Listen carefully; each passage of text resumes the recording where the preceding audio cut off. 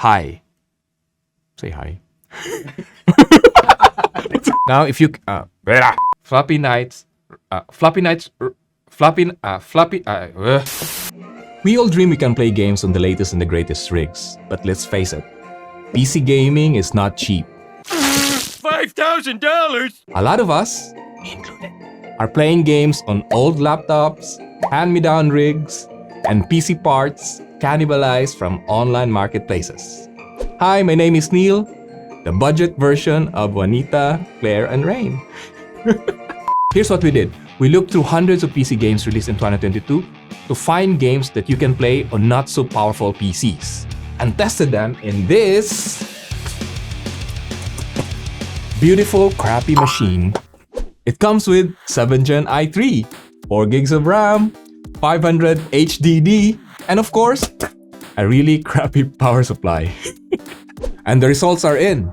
Here are 15 games you can play on not-so-powerful PCs. Starting with Conan Chomp Chomp.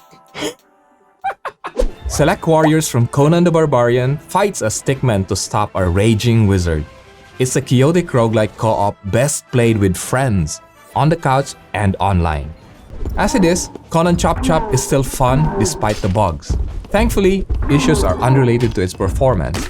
It runs well at 60 frames per second on our test machine, with occasional drops in frame. Another roguelite enters the list. Serious Sam Tormental is a bite-sized version made for players who love games like Binding of Isaac, Enter the Gungeon, and other top-down shooters. With guns in hand, blast horrors and monsters imagined by the demigod of destruction. Sad to say the game runs poorly on our machine at 1080p. It's barely playable with 22 to 27 frames per second, eating up 100% of GPU and RAM. Setting the resolution to 900p brings the FPS just above 30. Let's take a break from the shooting and the carnage and decide the fate of millions. When faced with two dire options, what will you choose? Trolley Problem Incorporated is a game that will make you ponder the value and meaning of life. You might get a chuckle or two, or a moment of deep thought. Usually we don't expect candidates to kill someone on their first day, but we'll give you the benefit of the doubt on this one.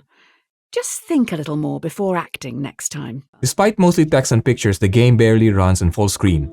You would need to play it in window mode to break above 40 FPS. You can lower the graphics and quality to further improve the game's performance.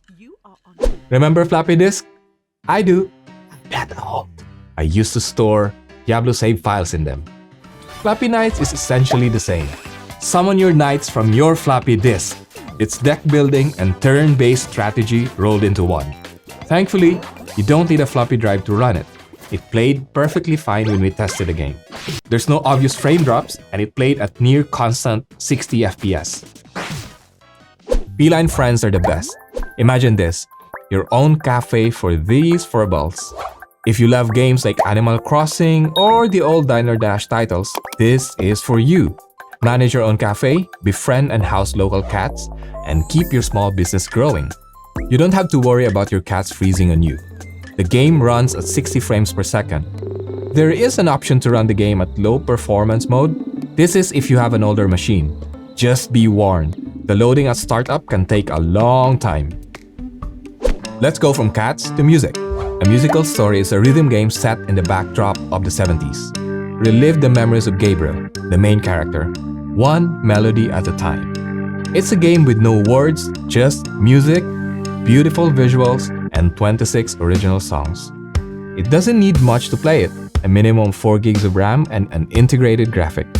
At default settings, frame rate is just between 40 to 60 FPS, so you don't have to worry about lags ruining your timings. Now, if you can't run Cyberpunk 2077, Jack Move will quench your thirst for a neon-lit dystopian world. Play as a vigilante hacker and bring down a mega corporation. Its well-crafted story and unique take on turn-based JRPG makes for a satisfying playthrough. For a game about tech, it certainly is optimized, running at 60 frames per second. And even during turn-based battles, you won't find any noticeable dips. There's something about a dog with a grappling hook, on a mission to, of course, save the world.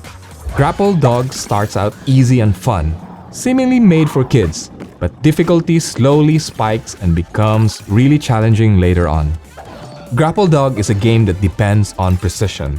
I'm happy to report that it runs with no issues at all. Constant frame rate all throughout, so you can enjoy zipping across platforms with ease. Protect your city from kaiju attacks. This turn-based strategy game was inspired by old kaiju movies like Godzilla and Ultraman.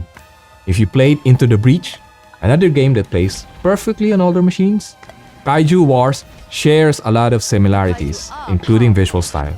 This one is tricky. It plays really well once you get past the long loading times. The biggest problem we experience is the laggy title screen, where frame rate drops below 20. Once you're in though, it hits around 40 FPS at 1080p, and more than 60 FPS at the lowest graphics and resolution. From giant monsters to tricking nobles, this is a game of deceit, sleight of hands, and not getting caught. Use subtlety to help your clients cheat in a game of cards. Manipulate the table and help them score the bag. 40 FPS at 1080p. Scaling it down to 900p brings it to more than 50 FPS. Window mode doesn't help either, and the noticeable dips only happen on 2D sections. Meanwhile, for the card gameplay, it runs at 60 FPS. The turtles are back and they're doing it old school. Like the days of arcades, it recreates the look and feel of the late 80s and early 90s video games. Playing with friends or online is a seamless experience. Drop in, drop out, and smack! Shredder's goons. When we were testing the game, I expected this to fail. Surprisingly, it plays really well, running smoothly at 60 frames per second. We've only tested single-player mode, so expect a decrease in performance when playing multiplayer.